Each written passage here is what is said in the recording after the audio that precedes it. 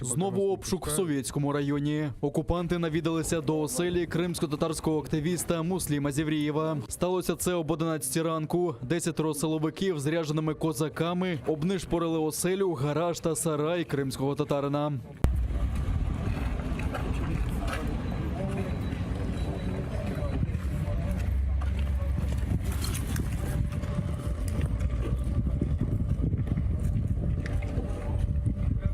В общем, было изъято пару книг, одна тетрадка, общая тетрадка с моими записями по арабскому языку, потом записная книжка, толстая такая, как вот ежедневник, который у меня не помню с какого там 2000 года там записи есть там, пару листочков и из техніки от комп'ютер, 3 флешки, телефон.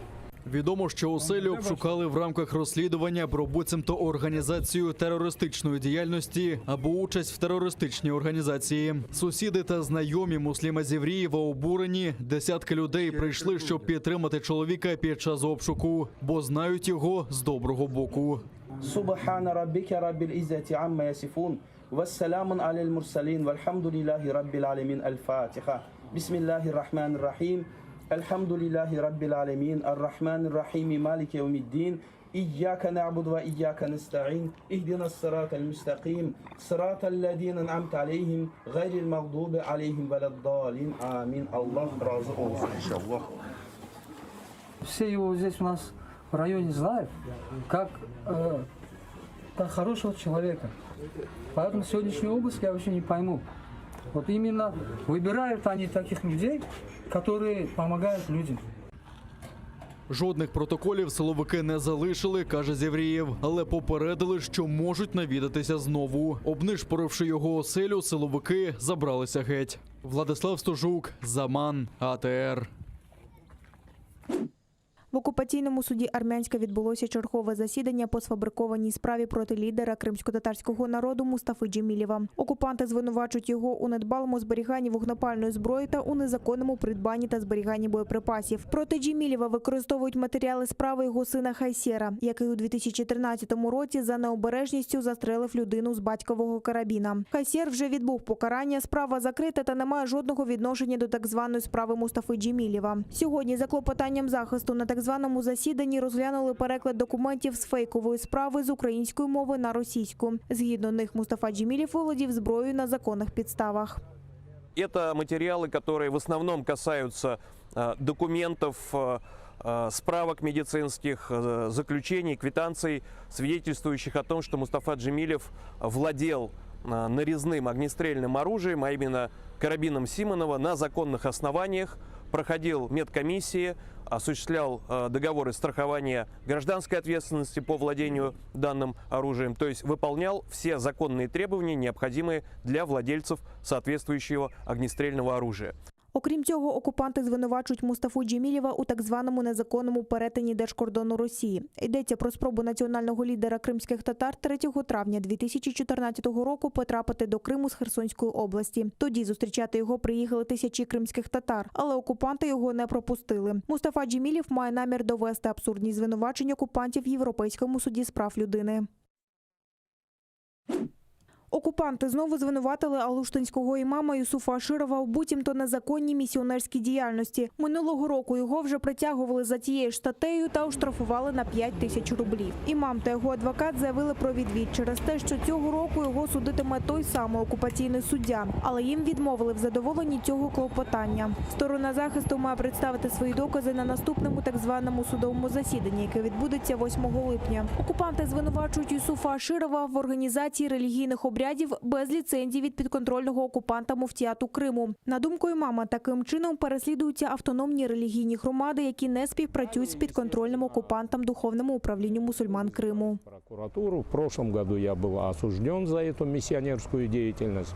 Но миссионерская деятельность в данном направлении, это как бы в моем понимании, что либо я кого-то принуждаю к принятию ислама, да, Как я могу кого-либо принуждать, когда я знаю, что в Коране есть аят, в котором Аллах Субхану ва Тааля говорит, да, ля акраха фиддини, то есть нет принуждения в религии. А миссионерская деятельность, это якобы я принуждал либо иудеев, либо христиан, либо кришнаитов, да, то есть либо к религии мусульман, да. Спрашиваю, есть ли у вас какое-либо заявление от конкретного лица, да? Нету. Да? На каком основании вы меня судите за миссионерскую деятельность? Мы якобы находимся там незаконно. Как мы незаконно находимся, когда это является нашим юридическим адресом? Відтепер мешканці окупованого Криму можуть в'їжджати та виїжджати з півострова необмежену кількість разів. Росія, яка контролює КПВВ між окупованим півостровом та материковою Україною, послабила обмеження, які вводила під час пандемії COVID-19. А для тих, у кого немає кримської реєстрації, розширили категорію близьких родичів, до яких можна приїжджати в окупований Крим. У неї входять подружжя, батьки, діти, рідні брати і сестри, дідусі, бабусі, онуки, усиновителі та усиновлені.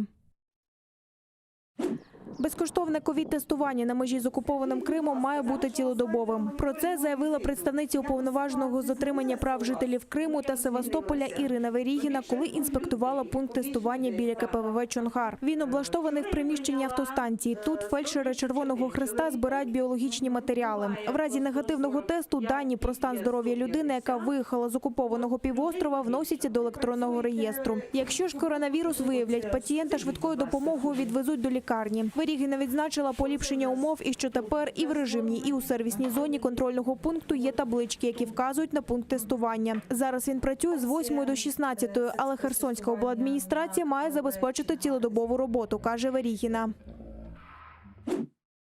Чисельність нових випадків китайського вірусу в Україні минулої доби впала нижче 5 тисяч. Центр громадського здоров'я повідомив про 4984 позитивні тести за 20 травня. З них COVID-19 підтверджено у 278 дітей та 97 медичних працівників. Лідирує за захворюваністю столиця, де уражено 453 киянина. Трохи більше як 400 випадків зафіксовано у Донецькій та Дніпропетровській областях і по 350 в Запорізькій та Київській. На лікування у стаціонари по Україні довелося доправити 1785 людей. Серед важких хворих, на жаль, зафіксовано 202 летальних випадки.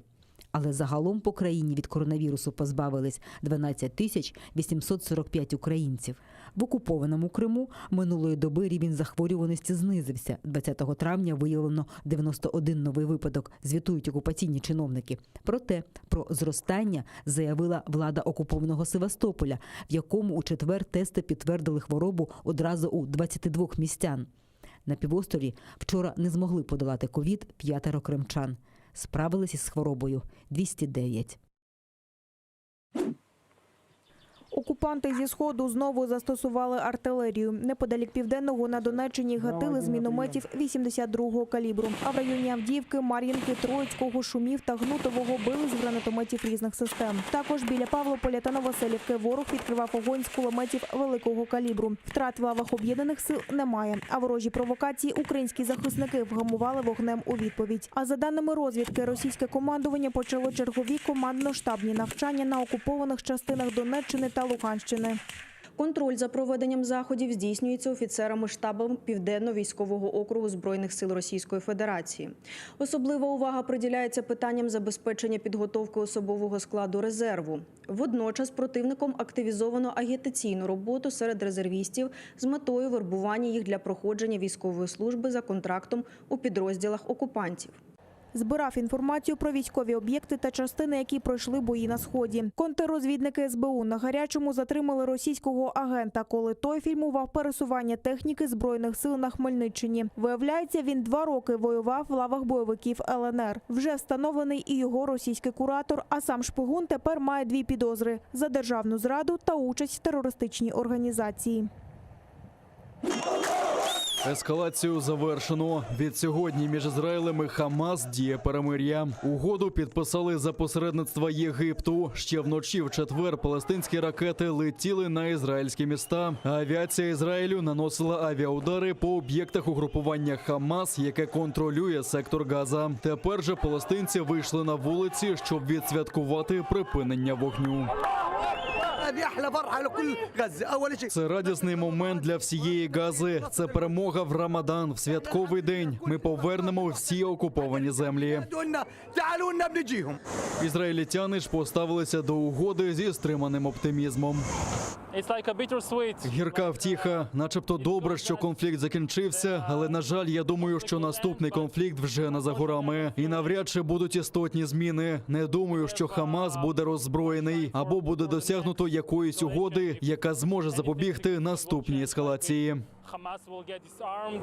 Обидві сторони заявляють, що планують дотримуватися домовленостей. При цьому Єгипет оголосив, що відправить 2 делегації для спостереження за виконанням угоди. Світові лідери привітали перемир'я повідомленнями в соціальних мережах, а генеральний секретар ООН Антоніо Гутерреш зробив офіційну заяву.